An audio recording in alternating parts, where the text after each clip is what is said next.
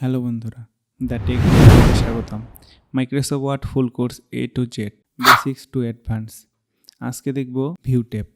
আপনারা যারা এর আগের ভিডিওগুলো দেখেননি তারা আই বাটন এবং ডিসক্রিপশনে লিঙ্ক থাকবে, পুরো প্লে লিস্টে দেখে আসবেন। প্রথমে যদি আমরা দেখি, প্রথমে আছে রিড মোড। আমরা যদি এখান থেকে একটা নতুন ডকুমেন্ট নিই Ctrl+N দিয়ে, এবং এখানে যদি র্যান্ড টাইপ করি, প্রথমে যেটা আছে রিড মোড, আমরা যদি এখানে ক্লিক করি তাহলে এটা রিড করা যাচ্ছে কিন্তু এডিট করা যাচ্ছে না।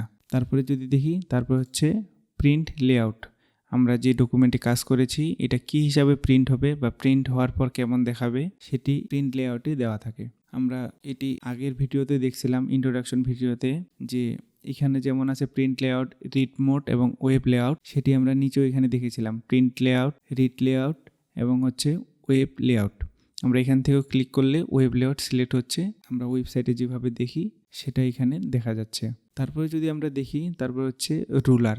রুলার মূলত আমরা যে এখন প্রিন্ট লেআউটে দিয়ে দিলাম, এখন উপরে এবং বাম পাশে দুইটি রুলার আসবে। আমরা যদি এখানে ক্লিক করি, এই যে উপরে একটি এবং বাম পাশে একটি, এখান থেকে আমাদের যে মার্জিনটা আছে এখান থেকে ডিফল্টভাবে 1 ইঞ্চি করে চারপাশে আছে। আমরা যদি এখানে ক্লিক করে মাউসের কার্সর এইভাবে নিয়ে যাই তাহলে এটি কমবে, এবং আবার যদি এই পাশে নিয়ে আসি তাহলে এটি বাড়বে।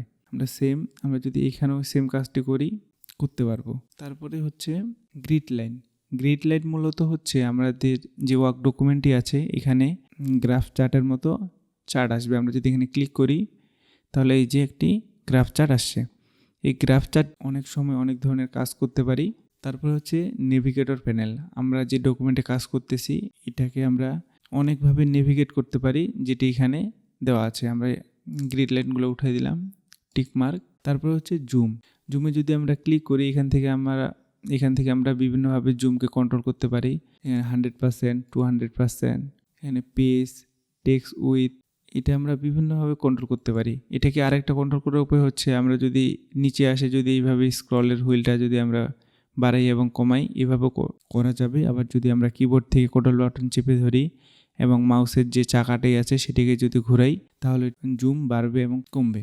আমরা যদি ডিফল্টভাবে নিয়ে আসতে চাই তাহলে আমরা আবার 100%-এ ক্লিক করব, এটি 100% হয়ে যাবে। তারপরে হচ্ছে আমাদের এখানে যদি মাল্টিপল পেজ থাকে তাহলে আমরা যদি ওয়ান পেজে ক্লিক করি তাহলে প্রথম পেজটি বা এক নাম্বার পেজটি দেখাবে, এবং যদি মাল্টিপলে ক্লিক করি তাহলে এখানে মাল্টিপল হচ্ছে না, কারণ এখানে আমাদের আর পেজ নেই। আমরা যদি এখান থেকে একটি নতুন ডকুমেন্ট নিই এবং এখন যদি মাল্টিপলে ক্লিক করি, এই ডকুমেন্টের ভিতরে নিতে হবে। এই যে এখন মাল্টিপল, আমরা যদি আরেকটা নিই যেখানে মাল্টিপল পেজ দেখাচ্ছে। তারপরে যদি দেখি পেজ উইথ, একটা পেজের কতটা উইথ আছে সেটাও এখান থেকে দেখা যায়। এখন যদি দেখি নিউ উইন্ডো, আমরা যদি এখানে ক্লিক করি তাহলে একটি নতুন উইন্ডো বা যে প্রেজেন্ট যে ওয়ার্কশিটে আছে সেই উইন্ডোটি ওপেন হয়েছে। আবার যদি ভিউয়ে যাই, অ্যারেঞ্জ অলে যদি দিই তাহলে প্রত্যেকটা উইন্ডো আমাদের এখানে দেখাবে। আমরা 3টা উইন্ডো নিয়ে কাজ করতেছি, 3টা উইন্ডো এখানে ওপেন হয়েছে। আবার যদি স্প্লিটে ক্লিক করি, আমরা একটিতে সিলেক্ট করি, আবার মিনিমাইজ করি। তারপরে হচ্ছে স্প্লিট হলো, আমরা যদি এখানে স্প্লিট করতে চাই এই ডকুমেন্টটা, তাহলে স্প্লিটে যদি ক্লিক করি, এই যে এটা 2টা ডকুমেন্টে বিভক্ত হয়ে গেল। মানে একটা ডকুমেন্টকেই আমরা স্প্লিট করে 2টা করতে পারি।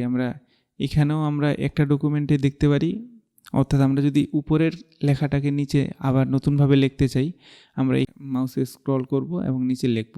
আমরা যদি এইভাবে লিখতে চাই উপরেরটা দেখে তাহলে উপরে ক্লিক করব, দেন যদি টু মেক ইয়োর ডকুমেন্ট, এইভাবে আমরা লিখতে পারি। আবার এটি মার্জ করে নিলাম। তারপরে হচ্ছে ভিউ সাইড বাই সাইড। আমরা যেখানে ক্লিক করি আমরা ডকুমেন্টটি কয়টি আছে এই ডকুমেন্টগুলো এখান থেকে দেখতে পারবো।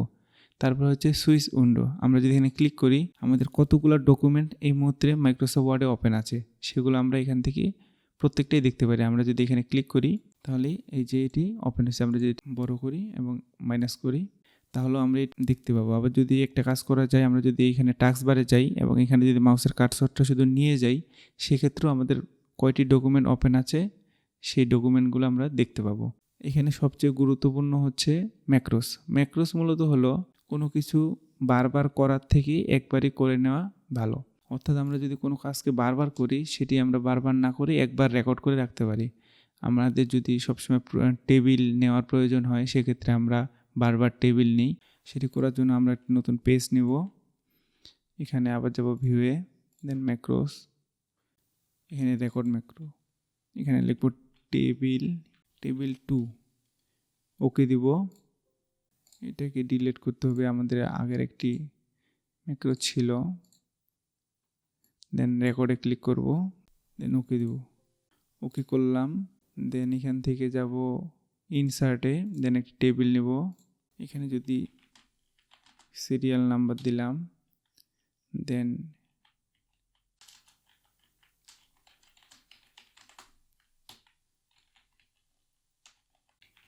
অ্যাড্রেস, তারপরে দিলাম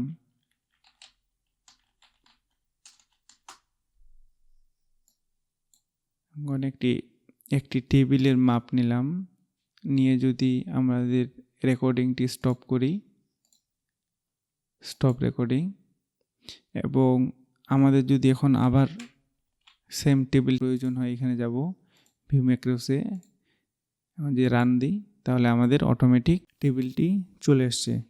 এই টেবিলটি আসার ফলে আমাদের বারবার আর টেবিল নিতে হচ্ছে না। আমরা একবার নিয়ে যদি রেকর্ড করে রাখি, তাহলে পরবর্তীতে সেটি বারবার ব্যবহার করতে পারবো। আজকের ভিডিওটি এ পর্যন্তই, দেখা হবে পরবর্তী কোনো ভিডিওতে।